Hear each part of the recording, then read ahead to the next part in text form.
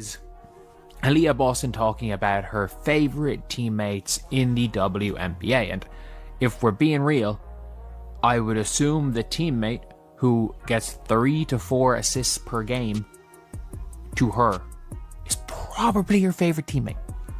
The teammate that, keeps giving her the ball wide open 4 feet from the basket. The moment itself was almost cinematic in its simplicity. During the interview, the host casually brought up the topic of favorite teammates, clearly expecting Boston to hesitate or offer a vague response. Instead, Boston fired back immediately. No guessing games. No awkward pauses. She said Caitlin Clark and Kelsey Mitchell without missing a beat, then doubled down by explaining how much she genuinely enjoys playing alongside them. The host's reaction said everything. There was a knowing nod, the kind that suggests anyone who's been paying attention already understood the answer. But Boston wasn't finished. She continued speaking with clarity and confidence, making it clear that she's reached a point in her career where she no longer feels the need to cater to everyone's expectations. She's grown. She knows who her people are. And Clark and Mitchell are at the center of that circle. From a basketball perspective, her answer makes perfect sense. Caitlin Clark has effectively become Boston's personal setup engine. Night after night, Clark delivers 3 to 4 perfectly timed passes that lead directly to easy scoring opportunities near the rim. When someone consistently puts you in the best possible position to succeed, chemistry develops quickly. Trust builds. Appreciation grows. That connection isn't forced. It's earned through repetition and results. This wasn't some shocking revelation for anyone who actually watches the games. It's simply basketball reality. Clark's vision and passing instincts complement Boston's ability to finish efficiently. Mitchell's spacing and scoring gravity further enhance that dynamic. Together, they form a trio that thrives on rhythm, movement, and shared understanding. What made Boston's explanation stand out was how matter-of-fact it felt. She wasn't trying to sell a narrative or defend herself against criticism. She was just explaining what feels natural to her on the court. That honesty resonates, especially in a media environment where athletes are often coached to say as little as possible. By openly stating her preferences, Boston also made it clear that she's no longer interested in playing the role others assign to her. She's not trying to represent every chapter of her career equally. She's focused on what's working right now, on the teammates who elevate her game today, not the ones she shared a locker room with years ago. In that moment, Boston didn't just answer a question. She set a boundary. She showed that her priorities are rooted in the present, shaped by real chemistry and shared goals, not nostalgia or external pressure. Also going with 2. Can you guess who they are? No. Caitlin and Kelsey. I love those girls right there. I knew that. I feel like you could have guessed that. I knew that, but I knew that. I feel like you could have. I don't know why I was thinking college too. Oh, I was just thinking. Okay, you're right. But you're a yeah, big girl now. Caitlin, yeah, I'm grown. I'm grown You're up. grown. Caitlin and Kelsey, those are my girls. Like, I love those two so freaking much, and I love playing with them. It's crazy. So those. With one honest answer, Boston effectively demolished months of manufactured drama. For a long time, certain voices had been working overtime to create the illusion of conflict between Boston and Clark. They claimed the two didn't mesh, that their styles clashed, and that there was underlying tension simmering beneath the surface. Boston ended that entire narrative in seconds. By openly naming Clark as one of her 2 favorite teammates in the entire league, she left no room for interpretation. This wasn't vague praise or diplomatic wording. It was direct, unmistakable endorsement. The so-called beef wasn't just questioned, it was obliterated. What made this moment so powerful was its simplicity. Boston didn't address the rumors directly. She didn't feel the need to defend herself or call anyone out. She just told the truth, and the truth did all the work for her. Suddenly, everyone who had been pushing the idea that Boston disliked Clark was exposed. Their arguments fell apart instantly. The narrative they had spent months building couldn't survive a single honest sentence. This moment also highlighted how often fan-driven storylines drift far from reality. Social media thrives on conflict, and fake tension generates engagement. But real relationships don't always fit into neat, dramatic boxes. Boston and Clark don't need to prove anything to the internet. Their chemistry shows up every night on the court. By stating her preference so openly, Boston reminded everyone that players experience the game differently than fans do. What matters most to her isn't online discourse. It's trust, rhythm, and mutual respect.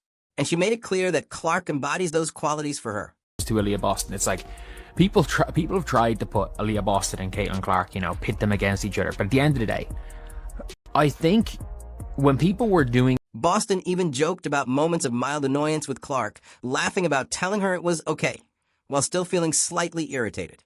That's normal teammate behavior. Not real anger, just the kind of competitive friction that comes with high expectations and shared goals. It actually made their relationship feel even more real.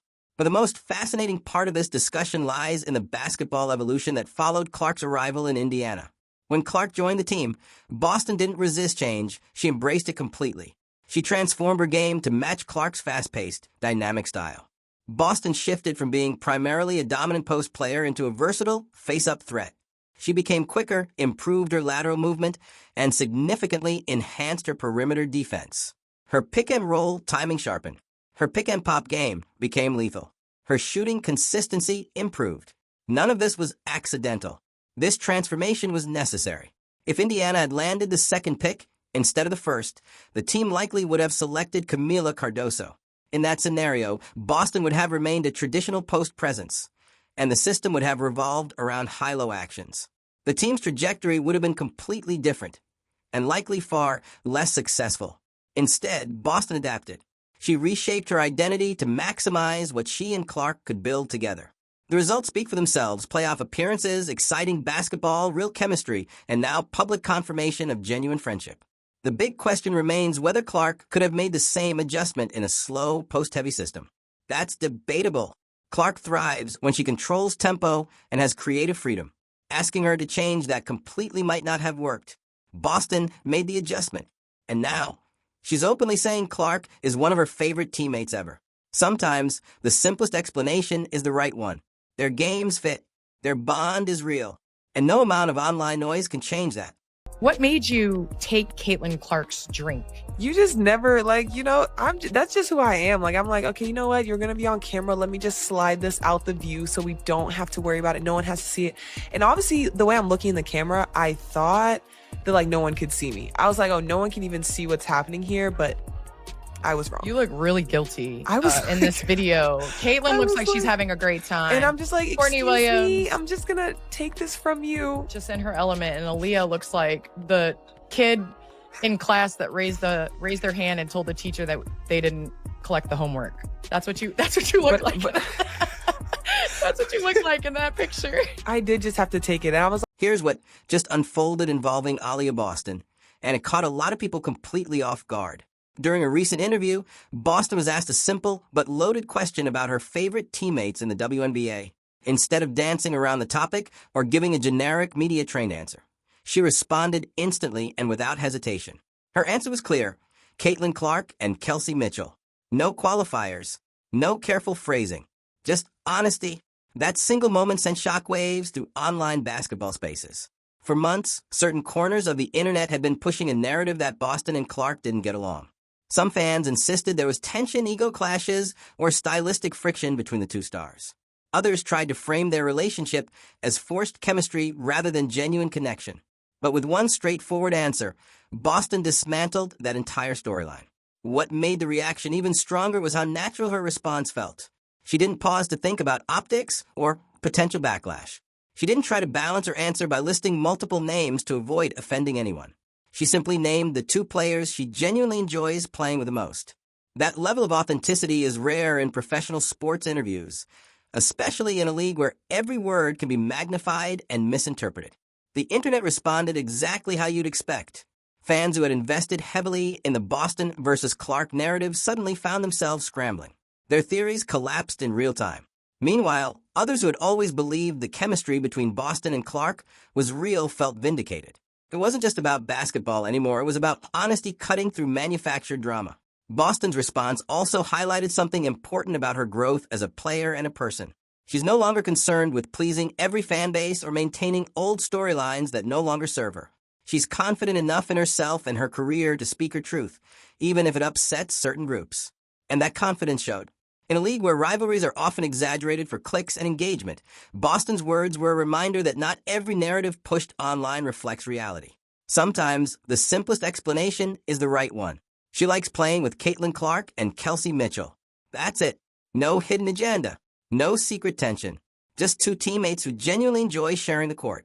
And just like that, months of speculation crumbled under the weight of one honest answer.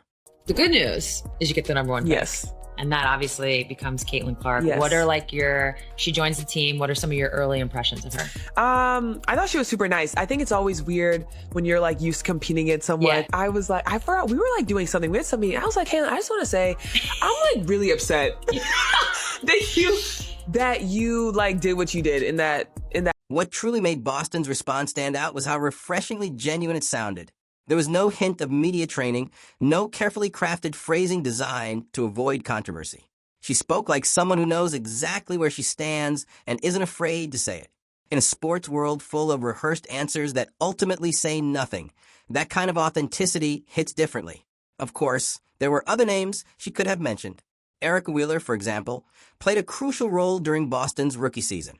Wheeler consistently found her in scoring positions and helped ensure Boston had the opportunities she needed to shine early in her career. If Boston had included Wheeler in her answer, it would have made complete sense. But she didn't, and that choice was telling. It wasn't a slight. It was a reflection of where Boston's mindset is now. She's focused on the present, not on honoring every past connection equally. Her attention is on Caitlin Clark and Kelsey Mitchell because those are the teammates she's actively building something with right now. The interviewer then shifted the conversation toward college teammates, which opened an entirely different door. If there was ever a college favorite, it was likely Brea Beal, someone Boston shared both collegiate success and a brief professional stint with. But Boston shut that door quickly. She made it clear that chapter of her life is closed. That's where emotions started flaring among certain fan bases, particularly South Carolina supporters. Many of them want Boston to remain permanently tied to her college identity, to keep prioritizing those relationships as if her university years still define her. But Boston has moved on. She's evolved. She's no longer a college star clinging to past achievements. She's a professional athlete with professional priorities. That means valuing the relationships that directly impact her current success, not the ones that exist mainly in memory. Boston's stance wasn't dismissive, it was mature. She acknowledged her growth and emphasized that she's in a different phase of her career. The college chapter mattered, but it doesn't dictate her present. That perspective might upset fans who want nostalgia preserved forever, but it reflects the mindset of someone fully committed to progressing forward.